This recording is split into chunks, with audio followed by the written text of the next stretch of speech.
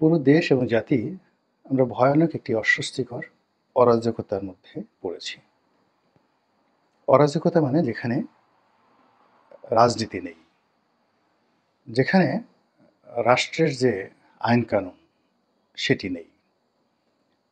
অর্থাৎ রাজার যে হুকুম, রাজার যে আজ্ঞা, এটি যখন পালিত হয় না, বরং এটি যখন অপমানিত হয়, উল্টো হয়, বুমেরাং হয়, তখন সেটাকে অরাজকতা বলা হয়। তো আমাদের দেশের এখন সংবিধান সর্বোচ্চ আইনের একটা, যাকে বলা হয়, আধার। তা আমরা সংবিধান নিয়ে কি বলছি? বলছি এটাকে ছুঁড়ে ফেলতে হবে, নতুন সংবিধান লিখতে হবে। এক পক্ষ বলছে নতুন সংবিধান পুনর্লিখন করতে হবে, আগেরটাকে ঘষে মেজে ঠিক করতে হবে।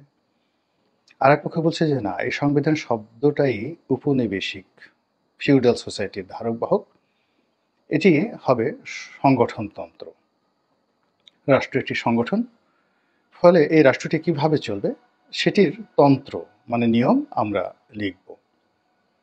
তো কনস্টিটিউশন বলতে সংগঠনতন্ত্র বা গঠনতন্ত্র, এইরকম ব্যাখ্যা এক পক্ষ আসছে। কিন্তু আমরা সংবিধান, বাংলা যে ব্যাকরণগত যে বৈশিষ্ট্য, এটি নিয়ে অনেকে বিতর্ক করছে। বলে সংবিধানের যে আইন কানুন, এটা এখন বলতে গেলে কোথায় আছে, কি বলবো? সংবিধান অবমাননা হচ্ছে, রাষ্ট্রদ্রোহ হচ্ছে, বিচার বিভাগের অবমাননা হচ্ছে, এই বিষয়গুলো এখন নাই বললেই চলে। যেখানে হাইকোর্টের মহামান্য বিচারপতিরা বিব্রত, অনেক বিচারপতি রাস্তায় বেরোতে পারছেন না, অনেক বিচারপতি পালিয়ে বেড়াচ্ছেন। যেখানে পুলিশের বহু কর্তা কর্মক্ষেত্রে যোগদান না করে পালিয়ে আছেন, পুলিশের কর্তাদের বিরুদ্ধে মামলা হয়েছে। এবং এই মুহূর্তে দুইজন পুলিশের সর্বোচ্চ কর্তা আইজিপি, তারা জেলখানাতে আছেন, হাতকড়া পরানো অবস্থায় তাদেরকে উঠানো হয়েছে। এবং বেনজির সাহেব, আসার সাহেব সহ শতাধিক, যাকে বলা হয় সুপারস্টার, পুলিশের সুপারস্টার, যাদের প্রচণ্ড প্রতাপে গত 15টা বছর এই রাজপথ, এই জনপথ রীতিমতো কেঁপেছে, তারা সবাই ভেগে গেছে, কেউ নেই।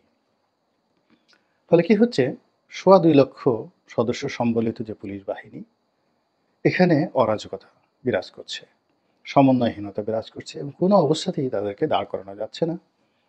গত 3 মাসের মধ্যে পুলিশের আইজি পরিবর্তন হলো, মেট্রোপলিটন পুলিশ কমিশনার পরিবর্তন হলো, অনেক ডিসি, অনেক এসপি, মহানগর পুলিশের ডিসি পরিবর্তন করা হয়েছে, এবং এটি আবার পরিবর্তন করার জন্য চেষ্টা করা হচ্ছে, কিন্তু কোনো অবস্থাতেই সুফল পাওয়া যাচ্ছে না। মেট্রোপলিটন পুলিশের একেবারে সদ্য যিনি নিয়োগ লাভ করলেন, যিনি রিটায়ারমেন্টে ছিলেন, তো তাকে নিয়োগ দেওয়া হলো। দেখলাম যে তিনি কথা বলার চেষ্টা করছেন, সর্বোচ্চ শক্তি দিয়ে তিনি বলার চেষ্টা করছেন, মনোবল ফেরানোর চেষ্টা করছেন, কিন্তু কাজ হচ্ছে না। নতুন যে আইজি সাহেব এসেছেন, mister Bahar, one of the finest and brilliant officer ever made in Bangladesh police. অর্থাৎ বাংলাদেশ পুলিশের যে ইতিহাস, বাংলাদেশের স্বাধীন বাংলাদেশে যে কয়জন ভালো অফিসার, লেখাপড়া জানা, সম্ভ্রান্ত, তারপর সৎ, দক্ষ, অভিজ্ঞ, এবং দেশ এবং বিদেশে পুলিশ সংক্রান্ত যে সকল আইন কানুন, সে ব্যাপারে তার যে একেবারে বাস্তব অভিজ্ঞতা, এটি এই জমানাতে নজিরবিহীন, মানে দ্বিতীয় বাহার নেই, সেই মানুষটিকে এই সময়টিতে এনে বানানো হয়েছে পুলিশের মহাপরিদর্শক। আবার ডক্টর মোহাম্মদ ইউনূসের সঙ্গে যাকে দেয়া হয়েছে বা যাকে নেওয়া হয়েছে, খোদা box Chowdhury is one of the brilliant police officer, সাবেক আইজিপি, এবং লেখাপড়া জানা মানুষ, ভদ্র মানুষ। আমি তার সম্পর্কে তার গুণাবলী নিয়ে বহুবার প্রশংসা করেছি। তো তিনি এখন প্রধান উপদেষ্টা, মানে ডক্টর মোহাম্মদ ইউনূসের পুলিশ উপদেষ্টা। কিন্তু তারপরেও অরাজকতা থামেনি। মানে এই নিয়োগের পরে, অর্থাৎ নতুন উপদেষ্টাদের নিয়োগ করা হলো, মেট্রোপলিটন পুলিশ কমিশনার নিয়োগ করা হলো, আইজিপি নিয়োগ করা হলো, কিন্তু কোনো অবস্থাতেই সমস্যার সমাধান না হয়ে বরং বেড়ে গেল। কি বেড়ে গেল? ব্যাটারি চালিত রিক্সাওয়ালা বনাম পায়ে চালিত রিক্সাওয়ালা, তাদের বিরোধ। তারপর সরোয়ার্দী কলেজ, তারপরে Titumir college, Dhaka college, city college, ডেমরার একটা যে কলেজ মোল্লা কি মোল্লা কলেজ যেন, তার সঙ্গে সঙ্গে আরও 30টি কলেজ, এদের যে মারামারি কাটাকাটি এবং পারস্পরিক ক্ষোভ বিক্ষোভ, এমনটি বিশ্বাস করেন আমি আমার জন্মের পরে দেখা তো দূরের কথা, কল্পনাও করিনি। যেটি হচ্ছে এটিকে লুটতরাজ বলা যাবে না, এটাকে ডাকাতি বলা যাবে না, এটা যেন কি একটি শিক্ষা প্রতিষ্ঠানের ছাত্ররা অন্য একটি শিক্ষা প্রতিষ্ঠান আক্রমণ করছে এবং সেই শিক্ষা প্রতিষ্ঠানের সমস্ত জানালা দরজা ভাঙচুর করছে, তারপরে ফার্নিচারগুলো নিয়ে আসছে, ল্যাপটপ কম্পিউটার থেকে শুরু করে সব কিছু তছনছ করছে। সোহরাওয়ার্দী কলেজের কর্তৃপক্ষ তারা বলেছে 15 থেকে 20 কোটি টাকা তাদের লোকসান হয়েছে। আর ডেমরার যে কলেজটি সোহরাওয়ার্দী কলেজের আর কবি নজরুল কলেজের ছেলেরা আক্রমণ করেছে, তাদের ফলে তাদের 50 থেকে 60 কোটি টাকার ক্ষয়ক্ষতি হয়েছে। এবং ইতিমধ্যে আজকে আমি যখন ভিডিওটি করছি সোমবার দিন 25শে নভেম্বর তারিখে, এখানকার খবর হলো যে এইখানে প্রায় 7 জনের অধিক, 7 জন আর 3 জন, 10 জনের মতো ছাত্র নিহত হয়েছেন বলে সামাজিক মাধ্যমে এসেছে। কালকে পত্রিকায় আসলে বোঝা যাবে। দুঃখজনক, দুঃখজনক, দুঃখজনক। এবং কলেজের যারা প্রধান, তারা যেভাবে আর্তচিৎকার করে কাঁদছেন, প্রিন্সিপাল যারা আছেন তারা যেভাবে কাঁদছেন, এই কান্না আমি কখনো দেখিনি, কখনো শুনিনি। এরপর বাংলাদেশের দুটো বৃহৎ পত্রিকা, প্রথম আলো এবং ডেইলি স্টার, এই দুটো পত্রিকার বিরুদ্ধে যে ক্ষোভ হচ্ছে, বিক্ষোভ হচ্ছে, সহিংসতা হচ্ছে, স্যাটায়ার হচ্ছে এবং যে সকল কর্ম এবং কাণ্ড এগুলো পরিচালিত হচ্ছে, এই যেন যুদ্ধের দামামা। আবার এই যুদ্ধের দামামা যখন শুরু হয়ে গেল এই গত 3 দিন ধরে, অর্থাৎ শনি রবি সোম, এই 3 দিন, আজকের দিন পর্যন্ত চলছে। আগামীকাল কি হবে আল্লাহ রাব্বুল আলামিন জানে। এর মধ্যে আবার দুটো কলেজ ভীষণ রকম তারা মারামারি করেছে। একটি কলেজ হলো সেই পলিটেকনিক কলেজ তেজগাঁর, আরেকটা হলো তেজগাঁর যে টেক্সটাইল ইঞ্জিনিয়ারিং বিশ্ববিদ্যালয় যেটা রয়েছে সেটা। দুটি খুব ঐতিহ্যবাহী প্রতিষ্ঠান। এখানের ছাত্ররা মারামারি করলো এবং এখনো পর্যন্ত আজকে রাতে আমি যখন ভিডিও করছি সামাজিক মাধ্যমে আতঙ্কিত লোকজন বলার চেষ্টা করছেন, প্রশাসনকে সতর্ক করার চেষ্টা করছেন যে এখানে আজকে রাতেও মারামারি হতে পারে। এ কী দৃশ্য, এ এমন কেই হলো। এবং এরকম একটা ঘটনা ঘটবে এটা গোয়েন্দা সংস্থা যদি টের নাও পেয়ে থাকে, কিন্তু সরকারের একজন উপদেষ্টা মিস্টার মাহফুজ, যাকে doctor Mohammad Yunus master mind বলে থাকেন, তিনি বেশ কয়েকদিন আগে বলেছিলেন যে যুদ্ধটি যখন অনিবার্য তখন তো যুদ্ধটি করতেই হবে। এই যে এখন যা কিছু হচ্ছে, এটা কি যুদ্ধ, এটা কি অরাজকতা, এটা কি বিপ্লব, এটা কি প্রতি বিপ্লব, নাকি এটা কি? কিন্তু আমরা তো শেষ হয়ে যাচ্ছি, আমরা যারা আমজনতা, ছোটোখাটো ব্যবসা বাণিজ্য যারা করেন, ছোটোখাটো চাকরি যারা করেন, কেউ ড্রাইভার, কেউ পিয়ন, কেউ রিক্সা চালক, কিংবা কেউ যাকে বলা হয় তরকারি বিক্রেতা, গিয়ে দেখেন প্রতিটি মানুষ আহাজারি করছে। আমি আজকে বাজারে গেলাম মাছ কেনার জন্য, তো যে মাছ তারা কিনে নিয়ে এসছে 550 টাকা করে কেজি, বিক্রি করবে 650 করে।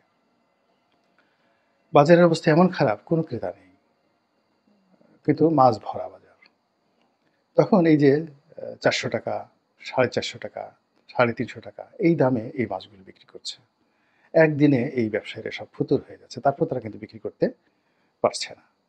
গরু জবাই করেছে মাংসের দোকানদার, দেখা যাচ্ছে যে গরুর মাংসগুলো বিক্রি হচ্ছে না, তার কস্টিং আছে হয়তো 600 টাকা করে, কিন্তু সে ওইভাবে বিক্রি করতে পারছে না।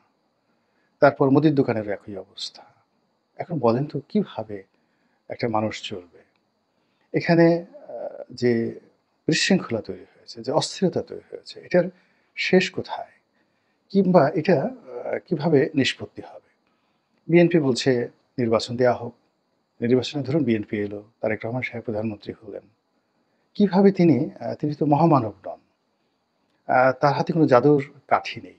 তিনি একটা সিস্টেম উপর এসে বসবেন। এখন যে সিস্টেমটা রয়েছে সেখানে তারেক রহমান সাহেব তো দূরের কথা। যদি যাকে বলা হয় পৃথিবীর সবচেয়ে সফলতম সম্রাট জাস্টিনিয়ান, সম্রাট কনস্টান্টাইন, কিংবা ধরুন আবুল আব্বাস আস-সাফা, প্রথম আব্বাসীয় খলিফা, যিনি সেই আব্বাসীয় বিপ্লবের পর অর্থাৎ উমাইয়াদের পতনের পর ক্ষমতা লাভ করেছিলেন।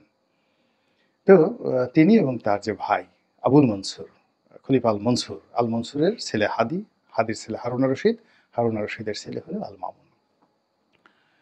তো পুরো বাগদাদকে এবং মুসলিম বিশ্বকে নিয়ন্ত্রণ করার ক্ষেত্রে আবুল আব্বাস আর সাফা, তার ভূমিকা, তাকে বলা হয় রক্তপিপাসু, কিন্তু রক্তপিপাসু হয়েও তিনি রক্ত গঙ্গা বয়ে দিয়ে কিন্তু একটা স্ট্যাবিলিটি এনেছিলেন। তো তাকেও যদি আমার কাছে মনে হয় যে এই বাংলায় এই মুহূর্তে বসিয়ে দেওয়া হয়, আমার কাছে মনে হয় না যে তিনি পারবেন। কিংবা ধরুন মাও সেতু, তিনি প্রায় ১ কোটি লোকের উপরে ৩-৪ কোটি লোককে মেরে ফেলেছিলেন। স্ট্যালিন ২ কোটি লোককে একদম ম্যাটিকুলাসলি প্রতিদিন তালিকা করে, করে ২ কোটি লোককে তিনি মেরে ফেলেছিলেন। শান্তি স্থাপন করেছিলেন। কিন্তু এখন এই যে বাংলাদেশের যে অরাজকতা, সেখানে আপনি বলেন তো কাকে মারবেন? আওয়ামী লীগকে মারবেন? আওয়ামী লীগ তো পালিয়ে আছে। বিএনপিকে মারবেন? বিএনপি নির্বিষ হয়ে বসে আছে। জামাতকে মারবেন? জামাত কি করছে বলেন? জামাত এই ৫ তারিখের আগ পর্যন্ত সবাই পলাতক ছিলেন। এই যা শুধুমাত্র ডক্টর শফিক কিছু কথাবার্তা বলছেন। আপনি কাকে মারবেন রাজনৈতিক দলগুলোর মধ্যে? পুলিশের যে সকল কর্মকর্তা অন্যায় করেছে, জুলুম করেছে, তারা সবাই পালিয়ে গেছে। যারা এখানে আছে, এই মুহূর্তে আছে, বেশিরভাগই হতাশাগ্রস্ত। তো আপনি কাকে মারবেন? কাকে গুলি করবেন? কাকে শাস্তি দিবেন?